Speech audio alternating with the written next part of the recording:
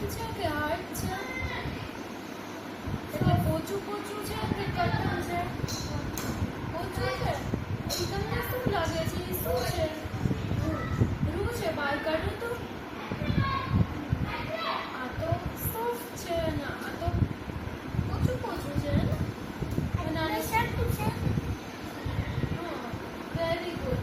આ સ્મૂધ હોય છે. જુઓ અડો છે સ્મૂધ. હા આની કેટલી સ્મૂથ છે.